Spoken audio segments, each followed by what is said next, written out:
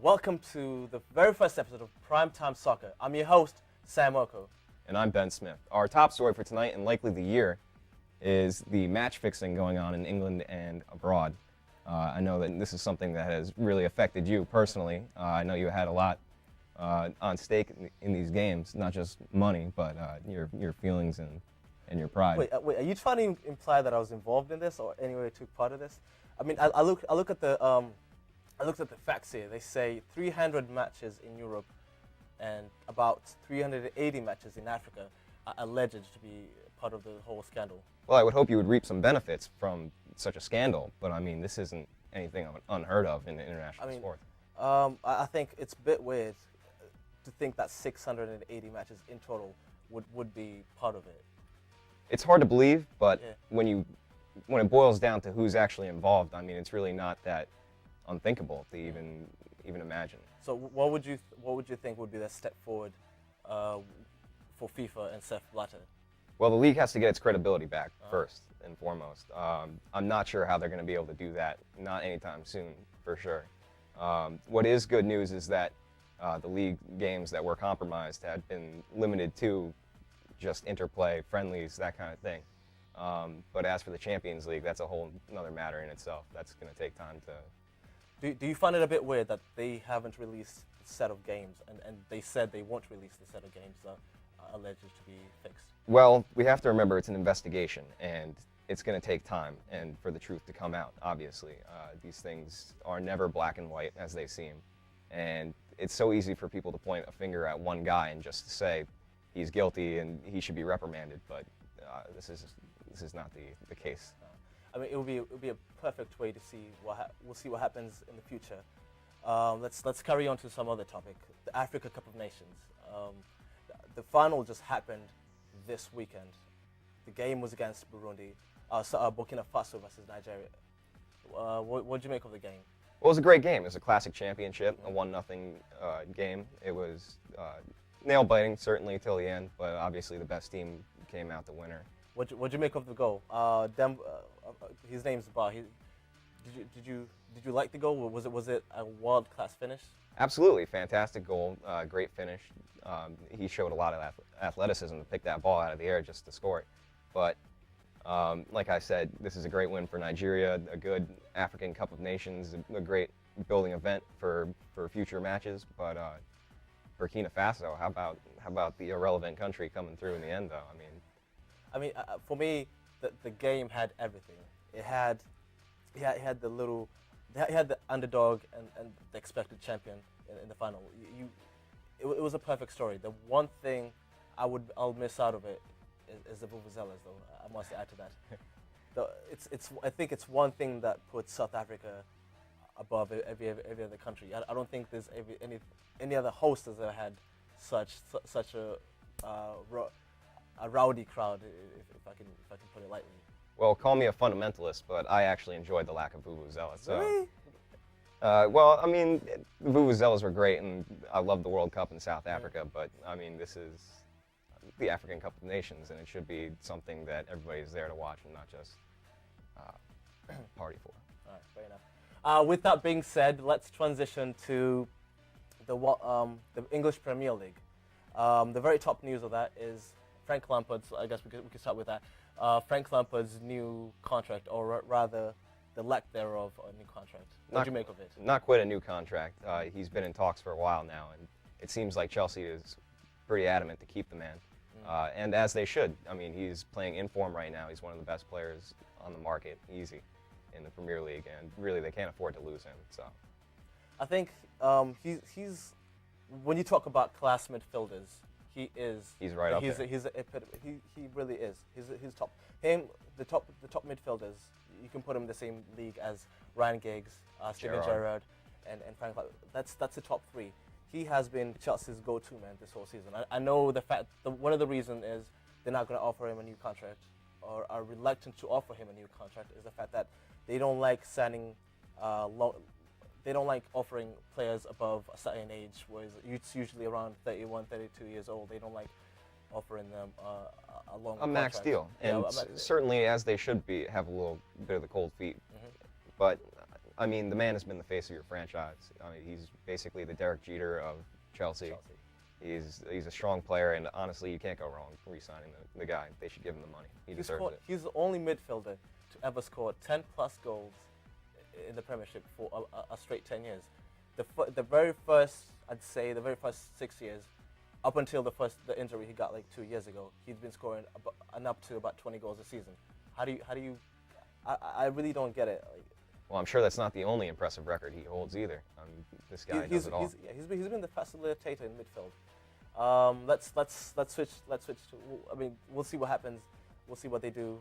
It's certainly a long season. The contract isn't really supposed to run out until the end of the year. So we have we'll worry about this in the summer transfer window. I'd rather say. Let's move on to Liverpool. The breaking news right there is the fact that their long-standing skipper, or rather not skipper, the long-standing defender, Jamie Carragher, has decided he's going to hang up his boots at the end of the season. What do you make of that? Just as important as any captain on the team is defensive player, hands down their strongest side on defense is Carragher, and he will be missed, obviously. The man's been in the Liverpool system since he was 9 something. He's been with them for a long time. Sure. But, I mean, the one thing that you could actually say, well, he's lucked out because he was there. He was present when Liverpool picked up the UEFA Champions League a while back ago, which seems like a decade ago. But the one thing that you could say him and the likes of the players who have been with the team for that long have missed out on is the cups. They haven't won that many EPL cups, rather. No, and I wouldn't attribute that to the play of their defense or to Carragher and specifically in general. But, I mean, Liverpool is a franchise that has kind of fallen by the wayside as of late with teams like Manchester United, Manchester City. I mean, these are top flight programs in their league, and it's difficult to compete. But I mean, I expect Liverpool to still compete in the Champions League and the Premier League. I don't think they're going to lose any of their bite. But you would agree that he will daily be missed by the Liverpool fans. Absolutely, that goes without saying. All right. Over the weekend, if you weren't fortunate enough to catch any sort of soccer matches, if maybe you were on a vacation in the middle of winter, Chelsea played Wigan. Let's talk about that first game first. Chelsea won the game 4-1. I wouldn't call it much of a game. Oh, what do you mean by that? Well, it was a drumming, is what it was. It was a 4-1 beatdown of Wigan, and I mean, as they should. Chelsea has enough firepower to blow out any team in the league, especially one that hasn't been playing in form as of late, and they got the job done. The one thing I would actually like to point out is the fact that in the first half, Chelsea didn't really look like the offensive side that they've been known to be for years. They had a lot of you could see the fact that their star player, or one of their star players, is Juan Mata, and he wasn't present in the first half, and you could see like the fluidity of their player was a little bit off. Well, in this game is kind of a microcosm of how Chelsea's season has gone up until this point. Obviously, in the first half, they kind of fell off as far as expectations for the team was concerned. And I think that they're starting to play more in form now, and they're starting to get the hang of exactly where their team should be headed. Well, right now, they are in third place, 4 points away from City, who are, and actually, they face City in about a week from today, so it'd be really important. It's a really important clash, I'd say. It's a great matchup. I mean, it's one that shouldn't be missed under any circumstance. All right. Let's see. Some other teams that played over the weekend: Tottenham versus Newcastle. Tottenham beat Newcastle by 2-1. Unfortunately, I was able to see most of that game, and it wasn't the most impressive victory by Tottenham that I've ever seen. But I mean, they have players left and right who can step up and score a goal for them, whereas Newcastle is kind of in a team in transition right now. It's not really sure where exactly they'll be headed. Definitely some influx of new players and players coming out. But Newcastle's still one of my favorite clubs, and they played Tottenham well at home. The one thing the one thing that really stood out in the game was Gareth Bale. He was phenomenal. He was everywhere on the pitch. 2 goals. 2 goals. And did you see the free kick? That was very impressive. If there's any kids watching this show right now, that's how you do it. That's how you do it. That's cool, calm finish. No sweat or anything like that. The American Clint Dempsey will also put off a really good. He's a really good game. fantastic. Yeah. I mean, he is able to set. He's the point guard of their offense, and he's able to set up each and every one of them, and he makes the whole team better. One of the games that was played over the weekend was Arsenal versus Sunderland, which Arsenal won 1-0. What would you make of the game? Well, I didn't get to see that game, unfortunately, but I mean, any game where Arsenal is playing a weaker opponent, I expect them to blow them out, honestly. They just have their team similar to Chelsea, where every player on offense is able to step up for them. And I think this game should have been 2-0 or 3-0, to be honest. Well, Arsenal didn't really play that well. The goal came from Cazorla. It was a fluke. It was like a deflection, which, if you saw the replay of it, the goalkeeper he had it, but I think he lost sight of it from the defenders and just went in. And it happens sometimes in soccer. I mean, every now and again, the soft goal is let up. It's unfortunate that it had to happen in such a fashion in a 1-0 defeat, but Santi Carlosa is playing fantastic this season, and I expect him to keep scoring goals. Second place, Manchester City squared up against Southampton in a game which was, if you believe it, City should have walked away with that game with the 3 points in the bag. Oh, I believe it. And at this point in the season, they really can't afford to lose too many more of these kind of games. Was it shocking that they lost 3-1 to what could be arguably a lower league team? Was it shocking? No. Did I expect it? Yeah. At the same flip of the coin, no, I didn't expect it. I expected them to blow them out in similar fashion. And what does this do for their title challenge? Unfortunately, I think no one's going to catch United. I think it's their season. I think that they're the best team as it stands right now with the Robin Van Persie signing. I mean, you really can't argue any more than that. But, I mean, City should be second place, and it'll be a close second place, I think, when it comes down to it. But speaking of Manchester United, they squared up against Everton over the weekend, and they actually did win 2-0. And now stand 12 points clear in first place. Well, fantastic game for Manchester United. Like I said, they're the best team. They're playing in form right now. I believe Robin Van Persie had a goal in that game as well. So, here's another fun fact. If Robin Van Persie wasn't in Manchester United, if they never signed him, if Fergie never picked him up over the transfer window, Manchester United would be in 13th place. Do you believe it? Well, you're saying that just because of the goals and the assists that he's provided. Because most of the goals that have come through in like the last 5 minutes, or he's been the lone striker who scored both goals. Well, Manchester United has been involved in some barn burners this season, and definitely some close games when it comes down to it. But obviously, I mean, when it's time to step up in clutch situations, as they've shown, they're able to convert and to score and to get the 3 points instead of where other teams like Manchester City might just see one. So that's really what separates the championship quality teams from.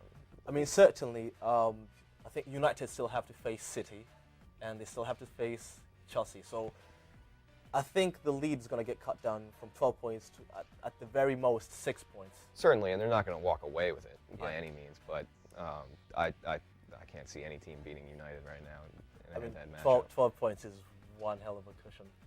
It's going to be tough. All right, let's transition to something that is actually going to happen this week, which is the UEFA Champions League. Are you happy that it's back, that the round of 16 is finally back after a month off? Well, I'm happy to get out of the group stage. I feel like that's been going on forever. Yeah. But I am happy. I am excited to see some of the potential matchups that will obviously. If you did not know, today's matchups consist of Celtic squaring up against Juventus and Valencia versus PSG. Let's take on the first game. The first game, Celtic versus Juventus. What do you make of it? Well, both these games are really toss-ups in their own right.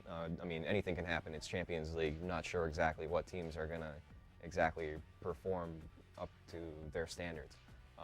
There are several teams that kind of taken a backseat approach, kind of just cruise control, at least in the first half. And anything can happen. This is Champions League. If I forced you, I mean, I don't like forcing people, but if I forced you to pick a team, who would you think would win between Celtic and Juventus? I mean, that's tough to say. I don't like picking favorites, obviously, but I always got to roll with the home team. So Celtic, I guess, in this might walk away with at least the draw. You stole my pick. I would actually go with Celtic too, mostly because I mean Juventus, the Juventus is a stronger side, but I do like the whole underdog story, and Celtic certainly provided it. And the fact that they were able to beat Barcelona. In the group stage. I mean that's really going to help them in the experience, because the team is set up with really young players and they are growing, so they are certainly one to watch. Definitely, and it's no small feat to beat Barcelona. It's not. The next game is Valencia versus PSG. What do you make of this? Well, PSG is the hot topic team right now. They're a fun team to talk about because of the recent signing of David Beckham to a multi-million-dollar contract. Which I'm sure he's not going to get any of, because it's all going to charity. Well, good for him that he was able to find that in his heart to donate his entire salary. But I expect PSG to thoroughly drum, I guess, Valencia, a weaker team. But like I said, this is Champions League and anything can happen. Valencia is the home side, so I like to roll with home sides, but I can't see a win for Valencia, not today. I think it's going to be a draw. It's going to be a 1-1 draw, to be fair, because Valencia, even though Valencia is in 11th place right now in the league, I'd say that I fancy them. It's going to be a Valencia. It's going to be a home game. I fancy them picking up the point. Well, absolutely, and I mean they're fully capable of picking up the point, like you said, and PSG is kind of flying high right now, but it's not sure exactly who will play for them. I'm not even sure Ibrahimovic will be in that game. So I could easily see a situation where a strategic, tactical team like Valencia is able to get a goal or several against a team like PSG and come away with at least a point at home. How about let's talk about the matchup of the week. Real Madrid versus Manchester United. Oh, this is a bona fide clash of the Titans, definitely. Two hot teams coming into this game, and it should be a spectacle to watch, really. I think for me, it's mostly, usually the past matchups have been all about the managers, all about Jose Mourinho and Ferguson and the tactics they're going to employ. For me, for this game, rather, it's just going to be between which defense can stop the striker. I mean, will United be able to stop Ronaldo? Will Real Madrid be able to stop Robin van Persie? Well, that's a very good point, and obviously the most pressing issue is stopping the offense in this game. You're not going to be able to stop Ronaldo. You're not going to stop Van Persie. So, I mean, it's going to be tough on the coaches. They're going to have to bring all their tricks, and this is exactly what soccer's all about. These are the exciting matchups to look for and to anticipate, and it should be a very good matchup. I think looking at the matchups, I think they won't be able to stop both players, but I think the best bit is try to limit them. Try to limit maybe Ronaldo's touches on the ball. Try to push him inside, because I know he loves attacking on the wing, and he loves attacking for the breakaway. So that's one thing that he's really lethal towards. Absolutely, and he's a player with a lot of flair, not unlike a Robin van Persie. So I expect both of them to get theirs, and it'll be fun to watch. But would you reckon it's going to be a high-scoring game, or? I see a 3-2 final score in this one. 3-2. Who do you have winning? I can't say who's going to edge out who yet, but I gotta say you're killing me here. I do like Ronaldo, so I guess I'll give the win to Real Madrid for this one. I mean, it's going to be a lovely matchup. I think Real Madrid is a better side too, and I only say that because they're the more complete team. Yeah, I feel. They have top to bottom defense all around. They have supporting players. But another factor of it is the fact that it's going to be home. Real Madrid is going to be home, and I think that having the fans behind them certainly plays a factor in any matchup. I'll tell you this though: if Real Madrid loses to Manchester United, if Real Madrid get knocked out of the round of 16 this early, I would not want to be. I would not want to be a Madrid fan either. Yeah, or Moreno. Because I know that the fans will just turn on them like that. Oh, they'll burn them at the stake for that. Sure. Let's transition on to something else. The January transfer window. Obviously, it's been closed for 2 weeks. But what were your most interesting buys of the? Well, Certainly, I mean, I get really excited when I hear Mario Balotelli's name dropped in any conversation, especially the transfer window. Of all Were you surprised? Were you surprised that he actually made the switch from City to? I was very Milan? surprised. Obviously, it was a move that the management had been considering for a while, it seems. I guess they figured that he just wasn't worth the PR headache anymore that he is. But I mean, he's a great player, and AC Milan should be very happy. I'll read you one statistic. He's at his time at City, he only managed one assist, and that was the assist that won him the EPL. What would you make of that? Well, I would say that he is not the facilitator that maybe AC Milan is hoping for, but he is the finisher, certainly in every aspect of the way. And his goal of the Euros last year was phenomenal, spectacular. I'd say this. I think he's played 2 games so far for Milan, and well, actually, rather maybe 2 or 3 games. But his scoring rate has been really good. He scored like 3 goals in 2 games, and it's weird. I mean, the fact that he couldn't show such class at City. I mean, I guess he didn't play as much, and which was a problem for City because they have 5-star players. But at Milan, he seems more at home and he seems more free. Well, in a team, in a system where you're juggling 5 quality players, as you said, like Samir Nasri, Aguero, Tevez. I mean, it's tough to find playing time for a young player like Balotelli. And we have to remember that he is still very young. Yes. He's only 21. He's only 21. But he still has a lot of maturing to do, obviously. And I expect him to one day emerge as one of the premier players in international soccer. He's certainly one player to watch in the next World Cup, if Italy makes it. Let's look at something else. One of the biggest stories of this January transfer window is the fact that Bayern Munich confirmed that Pep Guardiola will be their manager starting June in the summer. He's a great coach. I think that it'll only make the team better. Obviously, Bayern Munich is a top-flight program, and they know exactly what they're doing with this guy. What do you call it? Oh, and a side note to that, he's going to be given $250 million for new transfers. So for next season, what would you expect Bayern Munich? Would you call it like a 5? Would them signing Pep Guardiola give it the little nudge to call it like a 5-star team, to cement them as a 5-star team, rather?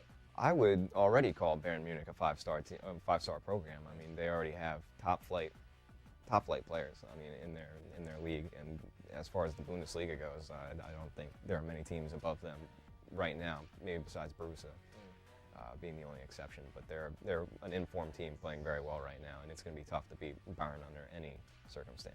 Yeah. Well, that's all the soccer we have for you for this week. It's been a pleasure having you. This is Primetime Soccer with your host, Sam Marco. And Ben Smith. Have a lovely week.